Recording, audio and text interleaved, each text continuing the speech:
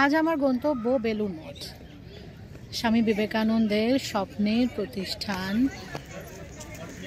বেলুড় মঠে এলে ভীষণভাবে মনে পড়ে কত না প্রাণপাত করে স্বামীজি তৈরি করেছিলেন এই মঠ। আমেরিকা থেকে গুরুভাইদের লিখতেন, দাদা এই দারুণ শীতে গায়ে গায়ে লেকচার করে টাকা জোগাড় করছি, মায়ের মঠ হবে, তুমি জমি কিনে জ্যান্ত দুর্গা মাকে, শ্রী শ্রী মা শারদাকে যেদিন বসিয়ে দেবে সেই দিন আমি একবারে হাঁপ ছেড়ে বাঁচব। প্রথমে তৈরি হয়েছিল এই বেলুড় মঠ বা রামকৃষ্ণ সংঘ, মায়ের মঠ হয়েছিল পরে। বেলুড় মঠের অপূর্ব সুন্দর বাগান দেখে মনে পড়ে যায় ভুবনেশ্বরী দেবী, স্বামীজির মা ভুবনেশ্বরী দেবী একটি ঘটনা। শ্রী শ্রী মা শারদা স্মৃতিচারণা থেকে জানা যায় যে ভুবনেশ্বরী দেবী মঠে এসে বাগানে বাগানে ঘুরে বেড়ান, লঙ্কা তোলেন, বেগুন তোলেন, ভাবেন বেলুড় মঠ তো তার নরেনের তৈরি, এতে তার অধিকার, তাই স্বাভাবিক। স্বামীজি তাকে বলতেন, ওগো তুমি কি করছো, মায়ের কাছে গিয়ে বসো, অর্থাৎ মা শারদার কাছে গিয়ে বসো না, লঙ্কা ছিঁড়ে বেগুন ছিঁড়ে বেড়াচ্ছ, মনে করছো বুঝি তোমার নরু এসব করেছে, তা নয়, যিনি করবার তিনিই করেছেন, নরেন কিছু নয়। স্বামীজির তো দুই মা, শ্রী শ্রী মা শারদা এবং মা ভুবনেশ্বরী দেবী। এই যে মাকে বললেন যাও না শ্রী শ্রী মায়ের কাছে গিয়ে বসো না, এটা স্বামীজি এই ধরনের আর্জি মায়ের কাছে আগেও করেছেন। যেমন একটি ঘটনা, তখন মা শারদা এসে রয়েছেন গিরিশ ঘোষের বাড়ির নিকটে 10/2 বোসপাড়া লেনের একটি ভাড়া বাড়িতে। স্বামীজি এলেন সেখানে মায়ের কাছে, শ্রী শ্রী মা শারদার কাছে। সে বাড়িতেই ভুবনেশ্বরী দেবীও দেখা করতে এলেন পুত্র নরেনের সঙ্গে। কিছুতেই তিনি স্বামীজিকে কাছছাড়া করতে চান না। স্বামীজি বারবার তার মাকে বলছেন উপরে মা শারদার কাছে গিয়ে বসতে, বেশি সময় কাটাতে। ভুবনেশ্বরী দেবী বালিকার মতো বললেন, যাবক্ষণ, তুই অত ব্যস্ত হয়ে আমাকে তোর কাছ থেকে তাড়াচ্ছিস কেন? আজ আমার এই গল্প কিন্তু স্বামীজির এই দুই মাকে নিয়েই, শ্রী শ্রী মা শারদা এবং ভুবনেশ্বরী দেবী, এবং এই বেলুড় মঠ ঘিরে নানা গল্প, নানা ইতিহাস। বেলুড় মঠের প্রথম দুর্গাপুজো স্বামীজির উদ্যোগে মঠে এসেছেন মা শারদা, এসেছেন স্বামীজির মা ভুবনেশ্বরী দেবীও। নরেন এসেছে দক্ষিণেশ্বরে। মা শারদাকে রামকৃষ্ণদেব বললেন, বেশ করে রাঁধো, আমি মুগের ডাল আর রুটি করলুম। মা শারদা লিখছেন। খাবার পর নরেনকে জিজ্ঞেস করলেন, ওরে কেমন খেলি? নরেন বললেন, বেশ খেলুম, যেন রোগীর পথ্য। ঠাকুর শুনে বললেন, ওকে ওসব কি রেঁধে দিয়েছ? ওর জন্য ছোলার ডাল আর মোটা মোটা রুটি করে দেবে। শেষমেশ মা শারদা তাই করলেন। তবে নরেন খেয়ে তুষ্ট হলো। এরপর থেকে মা জানতেন নরেন দক্ষিণেশ্বরে এলে এবং রাত্রিবাস করলে তার জন্য কি চাই? ছোলার ডাল আর রুটি। তাই একদিন এমন হয়েছে যে শ্রী রামকৃষ্ণদেব নরেনকে রাত্রিবাস করতে বললে মাকে তার খাবারের জন্য বলতে এসেছেন। এসে দেখেন অবাক কাণ্ড, ডাল সেদ্ধ হচ্ছে আর মা শারদা ময়দা মাখছেন। গৌরীমাকে একবার কথা প্রসঙ্গে মা শারদা বলেছিলেন, আমি ঠাকুরের কাছে অনেক আগে গিয়েছিলুম, তারপর আর সকলেই আসতে লাগলেন। এই নরেন, কালী, নরেন মানে তো স্বামী বিবেকানন্দ, কালী মানে স্বামী অভেদানন্দ, এদের আমি ছোট ছোট দেখেছি। মা শারদা নরেনকে খুব ভালোবাসতেন এবং তার স্বরূপ সম্পর্কেও ওয়াকিবহাল ছিলেন। বলেছিলেন, ঠাকুরের অর্থাৎ রামকৃষ্ণদেবের আবির্ভাব থেকে সত্যযুগ আরম্ভ হয়েছে, বিশেষ বিশেষ লোক তার সঙ্গে এসেছেন।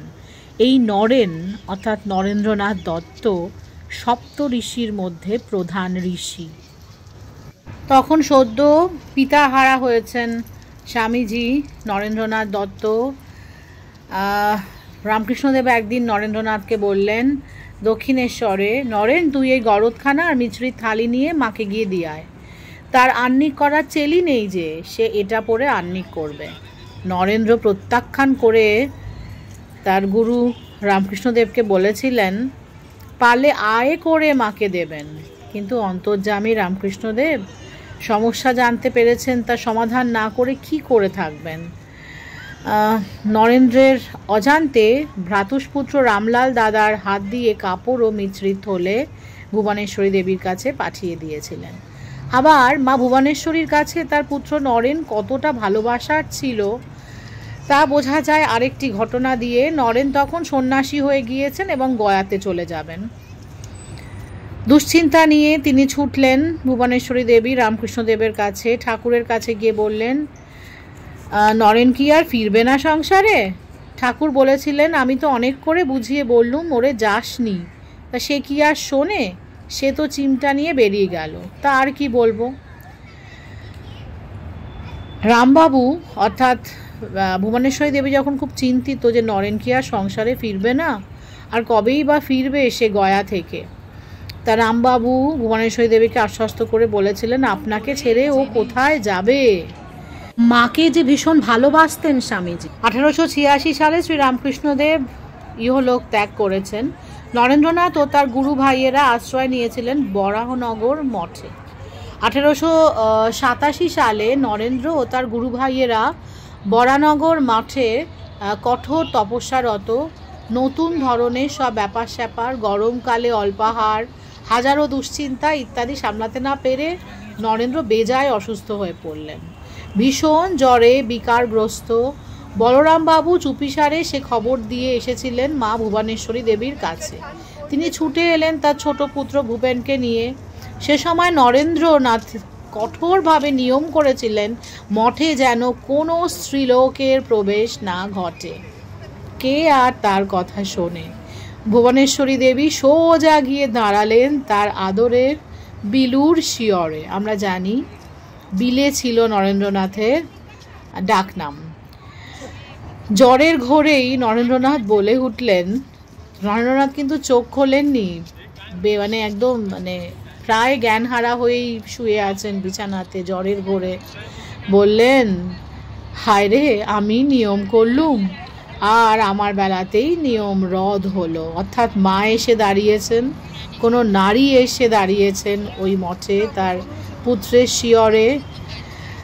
কিন্তু নরেন্দ্রনাথ বলে উঠলেন ওই ঘুমের ঘোরে, নিয়ম করলাম যে মঠে কোনো নারীর আগমন ঘটবে না, আর আমি সেই নিয়ম ভাঙলুম, জ্বর হয়ে অসুস্থ হলুম, আর আমার মা এসে হাজির হলেন আমাকে দেখতে। স্বামীজির মধ্যে দারুণ বালক সুলভ ব্যাপারও ছিল। 1889 সালের ফেব্রুয়ারি মাসের একটি ঘটনা। আটপুরে স্বামী প্রেমানন্দের পূর্বাশ্রমের বাড়িতে এসেছেন শ্রীমা লক্ষ্মী দিদি এবং আরও অনেকেই, স্বামী যোগানন্দ, স্বামী শারদানন্দ, স্বামী অদ্ভুতানন্দ, স্বামী অভেদানন্দ, শ্রীম প্রমুখ। স্বামীজি তখন সেখানেই ছিলেন। মাকে পেয়ে ভীষণ খুশি হলেন। লক্ষ্মী দিদির স্মৃতিকথা থেকে জানা যায়, শ্রীমাকে পাইয়া স্বামীজির আনন্দ আর ধরে না। ইতিমধ্যে আমাদের মালপত্র আসিয়া পড়ে, তন্মধ্যে সকলের বিছানার মোটটি বেশ একটু বড় ছিল। উহা নামানো মাত্র স্বামীজি আনন্দ ভরে বালকের ন্যায় উহাকে ঘোড়া করিয়া উঠিয়া বসিলেন এবং হ্যাট হ্যাট করিয়া অঙ্গভঙ্গি সহ যেন দৌড়াইতে লাগিলেন। শ্রীমাও ছেলের আনন্দ দেখিয়া হাসিতেছেন ও আনন্দ করিতেছেন। ও যেন শ্রীমায়েরই আদরের বিলু। আবার নিজের মায়ের প্রতিও তার দায়িত্ববোধের কোনো অভাব ছিল না তো বটেই।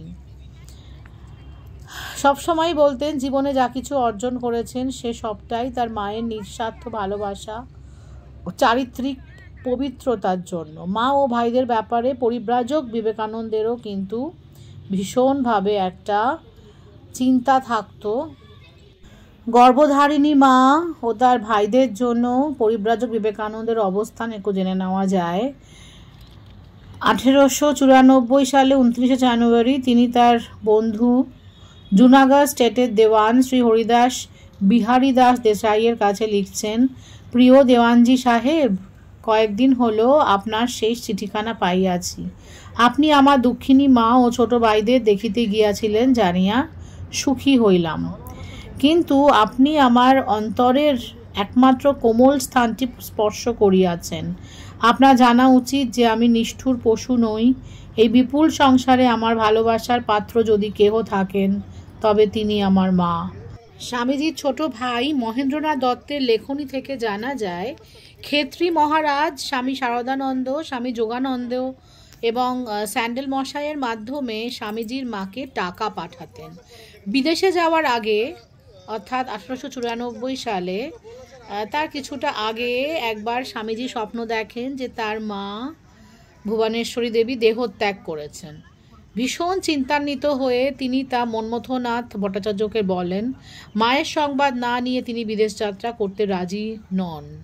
অবশেষে মন্মথবাবুর সঙ্গে এক গণৎকারের কাছে গিয়ে মায়ের কুশল সংবাদ পাওয়ার পরেই স্বামীজি শান্ত হয়েছিলেন এবং বিদেশের উদ্দেশ্যে রওনা হয়েছিলেন। স্বামীজির মিষ্টকণ্ঠে গান শুনতে ভারী ভালোবাসতেন শ্রী শ্রী মা শারদা দেবী। 1890 সালে জুলাই মাসের মাঝামাঝি মা তখন ঘুষুরিতে ভাড়া বাড়িতে থাকতেন। উত্তরাখণ্ডে যাত্রা করার আগে স্বামী অখণ্ডানন্দকে সঙ্গে নিয়ে স্বামীজি মায়ের অনুমতি ও আশীর্বাদ লাভের জন্য তার কাছে গেলেন। স্বামীজি মাকে ভূমি প্রণাম করে তাকে গান গেয়ে শোনান। মা পরে সে সম্পর্কে বলেছিলেন, নরেনের কি পঞ্চমেই সুর ছিল? আমেরিকা যাওয়ার আগে আমাকে গান শুনিয়ে গেল ঘুষুরির বাড়িতে। বলেছিল, মা, যদি মানুষ হয়ে ফিরতে পারি তবেই আবার আসবো, নতুবা এই। ভাই বললাম, সে কি? তখন বললে, না না, আপনার আশীর্বাদে শীঘ্রই ফিরে আসব। শ্রীমা শারদা সেবার স্বামী অখণ্ডানন্দকে বলেছিলেন, বাবা, তোমার হাতে আমাদের সর্বস্ব দিলাম, তুমি পাহাড়ের সকল অবস্থা জানো, দেখো যেন নরেনের খাওয়ার কষ্ট না হয়। নরেন্দ্র দরদি মাঝে শ্রী শ্রী মা, এ কথা তিনি বলবেন না তো আর কেই বা বলবেন। 1893 সাল স্বামীজির আমেরিকা যাওয়ার কথা মনে মনে সংকল্প হয়ে গেলেও যাওয়া নিয়ে তিনি সন্দেহের মধ্যে রয়েছেন। তিনি ভাবলেন, আচ্ছা, শ্রী শ্রী মা তো ঠাকুরের অংশ স্বরূপিনী, তাকে একখানি পত্র লিখলে হয় না? তিনি যে রূপ বলবেন সেই রূপই করব। মায়ের নির্দেশ চেয়ে স্বামীজি পত্র লিখলেন। স্বামীজিকে আশীর্বাদ দিয়ে শ্রীমা তাকে পাশ্চাত্য দেশে যাওয়ার অনুমতি দিলেন। স্বামীজির মন থেকে সকল দ্বিধা দ্বন্দ্ব দূর হয়ে গেল। তিনি বললেন, এতক্ষণে সব ঠিক হলো, মারও ইচ্ছা আমি যাই। স্বামীজি অনুভব করলেন যে একমাত্র মায়ের আশীর্বাদ তার সংকল্প ও ব্রত সফল হওয়ার ক্ষেত্রে একেবারে নিশ্চিত। শ্রী শ্রী মায়ের খরচপত্র কিভাবে চলছে তা নিয়ে তিনি আমেরিকাতে থেকেও বড় দুশ্চিন্তা করতেন। একবার 1894 সালে তিনি লিখছেন আমেরিকা থেকে স্বামী শিবানন্দকে, তাঁর অর্থাৎ শ্রী শ্রী মায়ের মঠ প্রথমে চাই। রামকৃষ্ণ পরমহংস বরং যান, আমি ভীত নই। মা ঠাকুরানী গেলে সর্বনাশ, শক্তির কৃপা না হলে কি ঘোড়ার ডিম হবে? ভারতবর্ষে ফিরে এসেও স্বামীজি এই চিন্তায় ডুব দিয়েছিলেন। আবার বিশ্বজয় করে এসে ভারতে ফিরে যখন এলেন তখন শ্রী মায়ের নরেন আর ভুবনেশ্বরী দেবীর বিলু। যেখানেই যান প্রচুর সংবর্ধনা, লোকজনের আনাগোনা, এসবের মধ্যেই বিলে ছুটলেন ভুবনেশ্বরী দেবীর জীর্ণ কুটিরে। মায়ের কোলে মাথা রেখে সরল শিশুর মতো কেঁদে বলে উঠলেন, মা, তোমার নিজের হাতে আমাকে খাইয়ে দাও, আমাকে মানুষ করো মা। মা ও দিদিমার হাতের বিবিধ রান্না ভারী ভালোবাসতেন নরেন, আর তার মধ্যে বিশেষ প্রিয় ছিল শুক্তো আর মোচার ঘণ্ট। বিদেশ থেকে ফিরেছেন, আমেরিকা জয় করে ফিরেছেন, বলা ভালো সারা পৃথিবী জয় করে ফিরেছেন। স্বামীজি এসে দেখা করতে গিয়েছেন মা শারদার কাছে। প্রত্যক্ষদর্শী কুমুদ বন্ধু সেন লিখেছেন তাঁর স্মৃতিকথায়, মা তার ঘরের দরজায় সর্বাঙ্গ চাদরে ঢেকে নীরবে দাঁড়িয়েছিলেন। স্বামীজি তার সামনে এসেই সোজা মাটিতে শুয়ে তাকে সাষ্টাঙ্গে প্রণাম করলেন, কিন্তু সাধারণ রীতি অনুযায়ী তার পাদস্পর্শ কিন্তু করলেন না। অর্থাৎ স্বামী বিবেকানন্দ মা শারদাকে প্রণাম করছেন, সাষ্টাঙ্গে প্রণাম করছেন, কিন্তু তার পাদস্পর্শ করলেন না। তারপর তিনি উঠে দাঁড়িয়ে উপস্থিত সকলকে বললেন, কোমল কণ্ঠে বললেন, যাও মাকে সাষ্টাঙ্গে প্রণাম করো, কিন্তু কেউ তার চরণ স্পর্শ করো না। তার এতই করুণা, এতই কোমল তার প্রকৃতি, এতই তিনি স্নেহময়ী যে যখন কেউ তার পাদস্পর্শ করেন তিনি তার সর্বগ্রাসী করুণা, সীমাহীন ভালোবাসা এবং সমবেদনার দ্বারা তৎক্ষণাৎ সেই মানুষটি মানে মা শারদাকে যিনি প্রণাম করছেন তার যাবতীয় দুঃখ কষ্ট নিজের মধ্যে আকর্ষণ করে নেন। তার ফলে তাকে নীরবে অপরের জন্য কষ্ট ভোগ করতে হয়। ধীরে ধীরে একে একে তার সম্মুখে বাকি সকল স্বামীজিরা মাকে প্রণাম করলেন সাষ্টাঙ্গে প্রণত হয়ে। আমরা জানি শ্রীরামকৃষ্ণদেবও কিন্তু গিরিশ ঘোষের অসুখ নিজের মধ্যে নিয়ে তারপরে ভয়ঙ্কর রকম অসুস্থ হয়ে পড়েছিলেন, ক্যান্সারে আক্রান্ত হয়েছিলেন। মা শারদার ক্ষেত্রেও তা হতে পারে, অন্যের কষ্ট নিজের মধ্যে নিয়ে নিতে পারেন মা, এবং মা ভয়ঙ্করভাবে কষ্ট পাবেন সেটা স্বামীজি কখনো চাননি বলেই এমন নির্দেশ দিয়েছিলেন যে মাকে সাষ্টাঙ্গে প্রণাম করো, কিন্তু মায়ের চরণ স্পর্শ করা থেকে নিজেকে বিরত রাখবে। স্বামীজি তার গুরু ভাইদের বলতেন মাকে অর্থাৎ শ্রী শ্রী মা শারদাকে অন্তরের অন্তঃস্থল থেকে নীরবে সর্বান্তকরণে প্রার্থনা করতে এবং আশীর্বাদ ভিক্ষা করতে। মা সর্বদাই অতি লৌকিক স্তরে অবস্থান করেন এবং সকলের মনের কথা জানেন, তাই তো মা শারদা অন্তর্যামিনী। আবার মা বলছেন যে ঠাকুর সর্বদাই মা তার প্রিয় নরেনকে বলছেন ঠাকুর শ্রীরামকৃষ্ণ সর্বদাই তার সঙ্গে আছেন এবং জগতের কল্যাণের জন্য স্বামীজিকে অনেক কাজ করতে হবে। স্বামীজি বলেছিলেন তিনি উপলব্ধি করেন তিনি ঠাকুরের যন্ত্র বই আর কিছুই নন। আর মায়ের আশীর্বাদ নিয়ে তিনি আমেরিকাতে গিয়েছিলেন এবং সেই আশীর্বাদের জন্যই, সেই আশীর্বাদের শক্তিতেই আমেরিকাতেও তিনি অসম্ভবকে সম্ভব করে ফিরে এসেছেন ভারতবর্ষে। এই সাক্ষাতের সময়তেই স্বামীজি গভীর আবেগ ও উৎকণ্ঠার সঙ্গে শ্রী শ্রী মাকে জানিয়েছিলেন মা আমি তারই বাণী প্রচার করতে চাই এবং সেজন্য যত সত্বর সম্ভব একটি স্থায়ী সংঘ স্থাপন করতে চাই, কিন্তু আমার দুঃখ হচ্ছে এজন্যই যত দ্রুত আমি করতে চাই তা পেরে উঠছি না। শ্রীমা আশ্বাস দিয়ে বলেছিলেন তার প্রিয় নরেনকে তার জন্য তুমি কোনো ভাবনা করো না, তুমি যা করেছো এবং যা করবে তা চিরকাল টিকে থাকবে। এই কাজের জন্যই তোমার জন্ম, জগতের মানুষ তোমাকে লোকগুরু হিসেবে মানবে। তুমি নিশ্চিত যেন ঠাকুর তোমার আকাঙ্ক্ষা অচিরেই পূর্ণ করবেন, এবং ঠাকুর তা করেও ছিলেন। শ্রী শ্রী মায়ের প্রার্থনায় ও আশীর্বাদে 1897 সালের 1 মে স্বামীজি আনুষ্ঠানিকভাবে রামকৃষ্ণ মিশন তথা রামকৃষ্ণ সংঘের প্রতিষ্ঠা করেছিলেন। বলরাম মন্দিরে রামকৃষ্ণ মিশনের প্রতিষ্ঠা উপলক্ষে যে সভা হয়েছিল স্বামীজি তাতে গুরু ভাই ও গৃহী ভক্তদের বলেছিলেন শ্রী শ্রী মাকে কি রামকৃষ্ণদেবের সহধর্মিণী বলেই বা আমাদের গুরুপত্নী হিসেবেই মনে করো মাত্র, তিনি শুধু তা নন। আমাদের এই যে সঙ্গ হতে চলেছে তিনিই হবেন তার রক্ষাকর্ত্রী, পালনকারিণী এবং আমাদের দুর্গা পুজোর সময় স্বামীজি বলির পক্ষে ছিলেন, মানে বলি দেওয়া হবে শক্তির আরাধনাতে, কিন্তু শ্রী শ্রী মা বলেছিলেন স্বামীজিকে যে বলি দিও না, প্রাণী হত্যা করো না, তোমরা হলে সন্ন্যাসী, সর্বভূতে অভয় দানী তোমাদের ব্রত। প্রাণের প্রিয় বেলুড় মঠ একবার বিক্রি করে দেবার কথাও স্বামীজি ভেবেছিলেন। কলকাতায় তখন প্লেগ ও মহামারী, সেবা কাজ চালু রাখার জন্য প্রচুর অর্থের প্রয়োজন। স্বামীজি কথা শুনে শ্রীমা বলেছিলেন সে কি বাবা, বেলুড় মঠ বিক্রি করবে কি?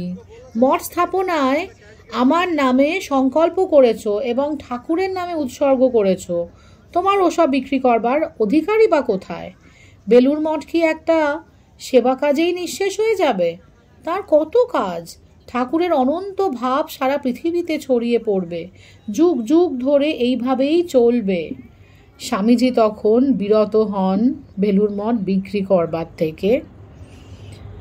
শ্রী শ্রী মায়ের প্রতি স্বামীজির সীমাহীন শ্রদ্ধার কথা আমরা সবাই জানি এবং জেনেছি। একদিন মাকে দর্শন করতে যাবেন, সকাল থেকে উঠে গঙ্গায় ডুব দিচ্ছেন অনবরত। উঠে সেবককে বলছেন, ওরে আমার গায়ে গঙ্গা জলের ছিটে দে, গঙ্গা জলের ছিটে দে।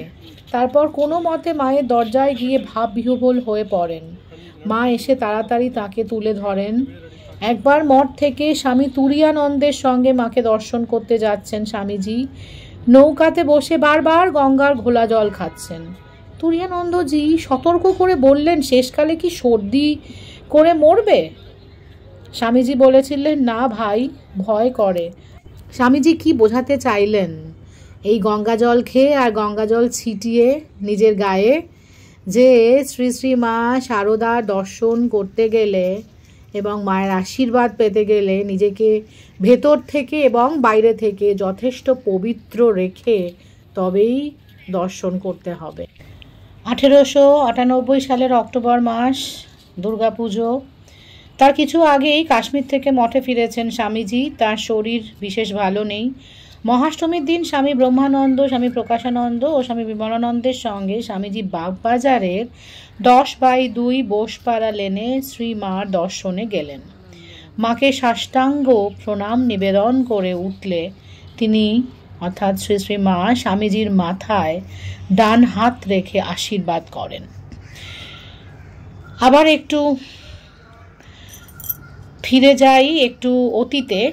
বেলুর মঠে নিজস্ব জমি কেনা হলে স্বামীজি শ্রী শ্রী মাকে মঠের নতুন জমিতে নিয়ে এসে সাষ্টাঙ্গ প্রণাম করে অশ্রুপূর্ণ নয়নে করজোরে বলেন, মা, এতদিনে আজ আমার মাথায় যে বোঝ ছিল তা নেমে গেল তোমাকে তোমার জমিতে এনে। বেলুর মঠে এলে তাই বারে বারে ফিরতে হয় অতীতে। স্বামীজি কঠিন পরিশ্রম করে দাঁড় করিয়েছিলেন এই রামকৃষ্ণ সংঘকে। আর বেলুর মঠের স্থাপত্য সৌন্দর্য নিয়ে তো বলবারই কিছু নেই। আমাদের প্রাচ্য স্থাপত্যের একটি উজ্জ্বল দৃষ্টান্ত স্বামীজির এই প্রাণকেন্দ্র বেলুর মঠ। মঠের জন্য জমি দেখতে এসে শ্রী মা তার নরেনকে বলেছিলেন, বোধগয়ার মঠ, তাদের অত সব জিনিসপত্র, কোনো অর্থের অভাব নেই, কষ্ট নেই, দেখে কাঁদতুম। আর ঠাকুরকে বলতুম, ঠাকুর, আমার ছেলেরা থাকতে পায় না, খেতে পায় না, দুয়ারে দুয়ারে ঘুরে ঘুরে বেড়াচ্ছে, তাদের যদি অমন একটি থাকবার জায়গা হতো। তা ঠাকুরের ইচ্ছাতে মঠটি হলো। স্বামী অদ্ভুতানন্দের কথায় জানা যায়, মঠ হওয়ার পর স্বামীজি শ্রী শ্রী মায়ের পদধূলি এনে স্থাপন করেন, যা আজও বেলুর মঠে পুজো হয়। একমাত্র স্বামীজিই বুঝেছিলেন শ্রী শ্রী মা হচ্ছেন, আমাদের মা শারদা হচ্ছেন স্বয়ং লক্ষ্মী। স্বামীজি মঠ থেকে মা ও দিদিমার কুশল সংবাদ নিতেন। মাঝে মাঝেই চলে আসতেন ভুবনেশ্বরী দেবীও। তার বিলু ডাক শুনে সিঁড়ি দিয়ে স্বামীজি নেমে আসতেন। বাগানের পথে বেড়াতে বেড়াতে দুজনে কথা বলতেন। বিশ্ববরেণ্য বিবেকানন্দ তার গর্ভধারিণীর কাছে কেমন ছোট্ট খোকাটির মতো হয়ে যেতেন। দেখে আশ্চর্য হয়ে যেত আশপাশের মানুষজন। স্বামীজিও মাঝে মাঝে কলকাতায় গেলে মায়ের সঙ্গে দেখা করে অবশ্যই আসতেন। জন্মদায়িনী মা বলে কথা। সন্ন্যাস গ্রহণের পরেও কিন্তু মাকে এক চুলও অবহেলা করেননি স্বামী বিবেকানন্দ। এবার আসি দুর্গাপুজোর কথায়।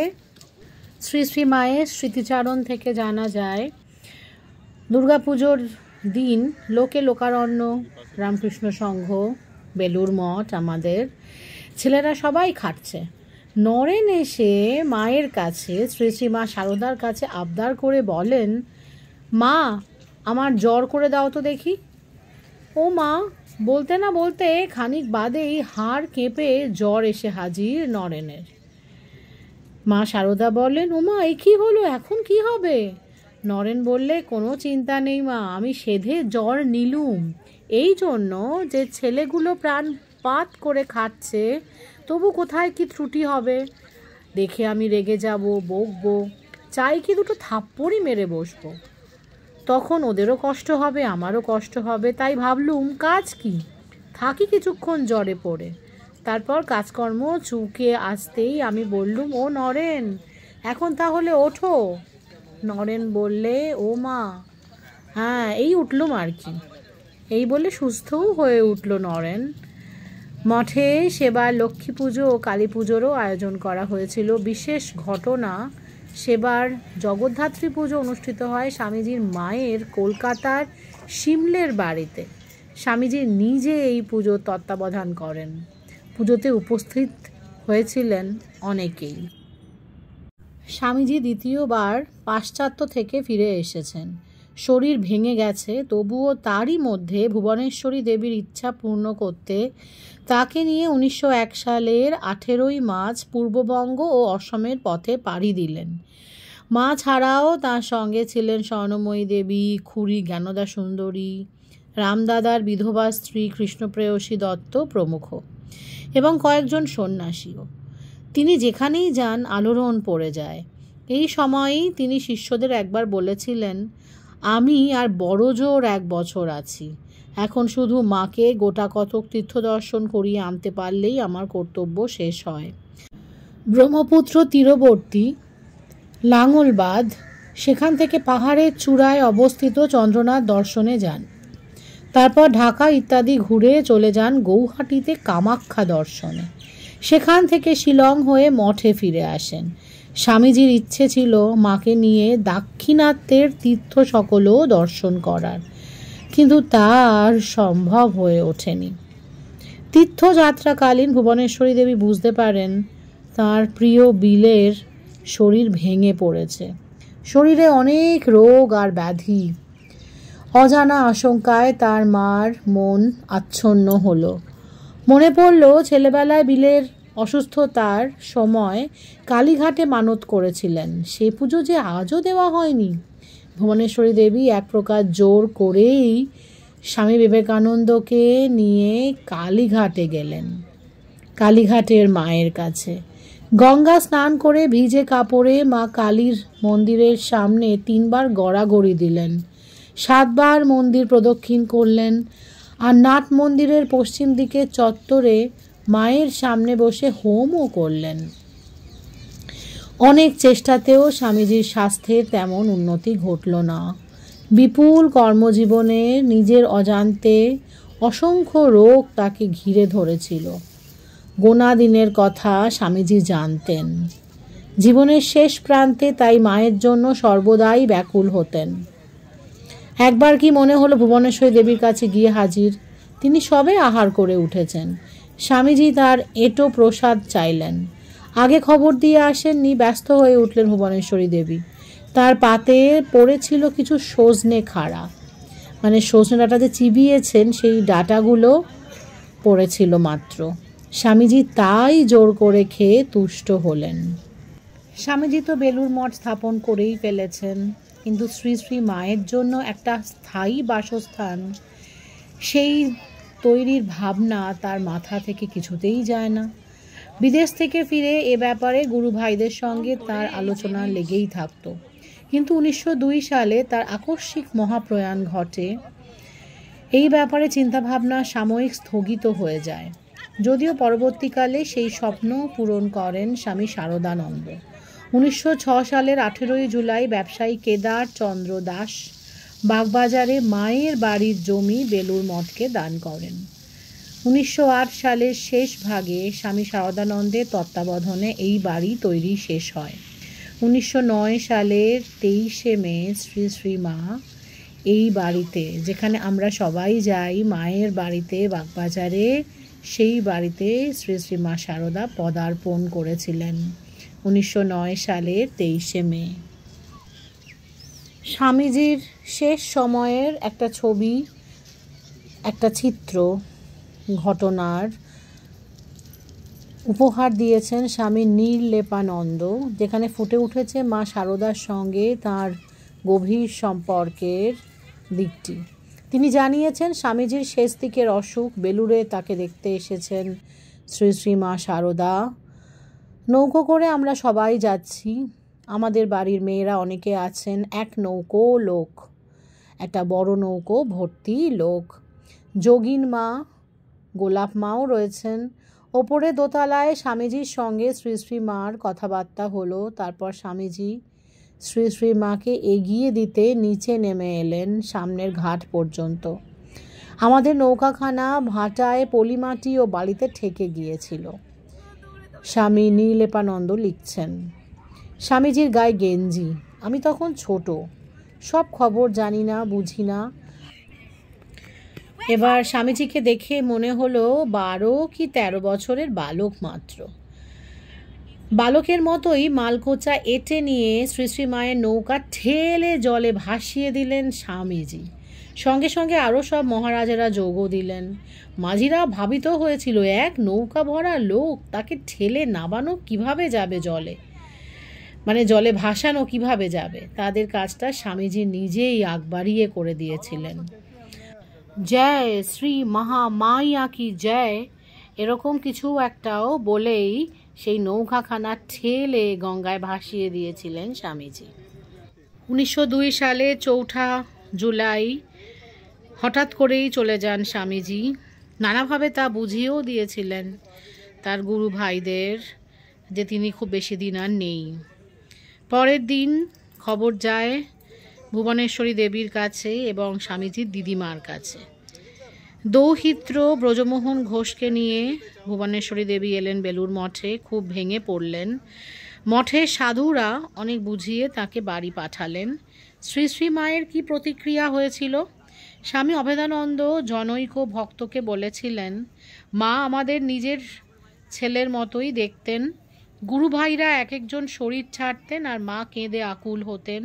শোকে 2-3 দিন কিছু খেতেন না পর্যন্ত। স্বামীজির শরীর গেল, মা কাঁদতেন আর সকলের কাছে বলতেন, নরেনটা খেটে খেটেই মরে গেল। 61 বছরের মা ভুবনেশ্বরী দেবীকে রেখে চলে গেলেন স্বামী বিবেকানন্দ।